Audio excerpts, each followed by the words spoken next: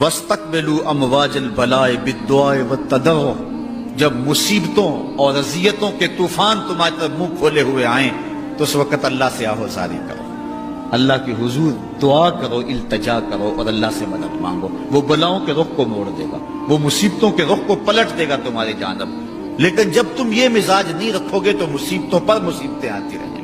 حضرت موسیٰ علیہ السلام کے پیٹ میں درد کا احساس ہوتا ہے تو کوہ طور پہ چلے گئے، کیسے جلیل القدر نبی تھے، اللہ سے ڈائریکٹ رابطے تھے، اور جا کے کہا مالک میرے پیٹ میں درد ہو رہا ہے۔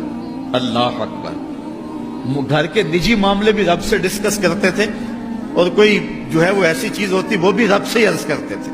کہا میرے مالک میرے پیٹ میں درد کا احساس ہو رہا ہے، دوائی کی پوری لینی ہے تو وہ بھی جا کے کوہ طور سے رب سے ہی لیتے تھے۔ تو اللہ تعالیٰ فرمایا فلان جنگل میں چلے جاؤ، وہاں اس شکل کے پتوں کی ایک بوٹی ہے، اس کو توڑو نچوڑو، اس کا پانی پیو، تمہیں شفا مل جائے گی۔ حضرت موسیٰ علیہ السلام گئے اور جا کے بوٹی کو توڑا نچوڑا، پانی پیا، شفا ہو۔ کچھ عرصہ بیتا، دوبارہ اسی طرح کا درد جاگا۔ اب نسخہ تو ذہن میں تھا، کوہ طور پہ نہ گئے، اس جنگل میں چلے گئے اور جا کے بوٹی کو توڑا، اس کے پتے نچوڑے، پانی نکالا، پیا، لیکن درد اور زیادہ بڑھ جاتا۔ پھر دوبارہ آئے کوہ طور پہ، کہا مالک میں نے اسی درد پہ دوبارہ وہی بوٹی کا پانی پیا ہے لیکن درد بڑھ گیا ہے۔ کہا موسیٰ اب جو آئے ہو کوہ طور پہ پہلے ہی آ جاتے۔ تو عرض کی مالک بوٹی بھی وہی اور درد بھی وہی۔ فرمایا سب کچھ وہی ہے لیکن پہلے میرا حکم تھا، اب میرا حکم ساتھ شامل نہیں تھا۔ شفا بوٹے میں نہیں رکھی، شفا تو میرے حکم میں رکھی ہوئی۔ اس لیے ڈاکٹر کے پاس جاؤ، حکیم کے پاس جاؤ، لیکن شفا اللہ سے مانگو کہ شفا ہمیں دینے والا وہ ہے۔ وہ ایک وسیلہ ہے، ایک ظاہری طریقہ ہے۔ حضور علیہ الصلوۃ والسلام اللہ اکبر کیا خوبصورت ارشاد فرما رہے ہیں، حسنوا اموالکم بالزکات، اپنے اموال کو زکات سے پاک کرو، وداووا مرضاکم بالصدقہ، اور اپنے مریضوں کا علاج صدقے سے کرو۔ حضور علیہ السلام نے ارشاد فرمایا کہ بندہ کہتا ہے میرا مال، اس کے مال تین ہیں۔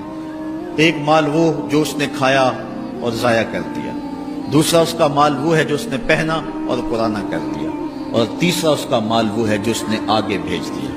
فرمایا باقی اس کے وارثوں کا ہے، اس کا نہیں ہے۔ اس لیے ہم راہ خدا میں خرچ کرنے کا مزاج بنائیں، اس سے مال گھٹتا نہیں ہے، اس سے مال بڑھتا ہے۔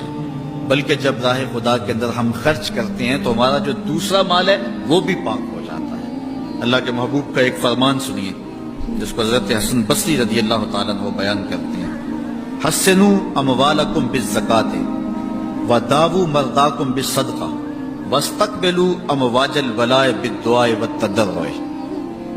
فرمایا کہ اپنے مال کو، اپنے اموال کو زکات سے پاک کرو اور اپنے مریضوں کا علاج صدقے سے کرو، اور جب مصیبتیں اور بلائیں تمہارا رخ کریں تو پھر دعا سے اور اللہ کے حضور زاری سے اللہ کی مدد چاہو۔ آج ہم صدقے کا مزاج بہت کم کر چکے ہیں۔ اسی زمانے میں ایسا ہوتا تھا کہ جب کوئی بیمار ہوتا تھا تو سب سے پہلا کام لوگ یہ کرتے تھے کہ صدقہ دیا کرتے تھے، ڈاکٹر کے پاس پھر جایا کرتے تھے، حکیم کے پاس پھر جایا کرتے تھے، سب سے پہلے اس کی جان کا صدقہ دیا کرتے تھے۔ صدقہ قضا کو بدل دیتا ہے، تقدیر کو بدل دیتا ہے۔ صدقہ سے اپنے مریضوں کا علاج کرو۔ اصل ڈاکٹر کے پاس جانا، علاج کروانا سنت ہے، اس کی ممانعت نہیں ہے، لیکن یہ بات ہمیشہ ذہن میں رکھیے گا کہ ڈاکٹر کے پاس دوا ہے، شفا نہیں ہے، شفا اللہ کے دستے کرم میں ہے۔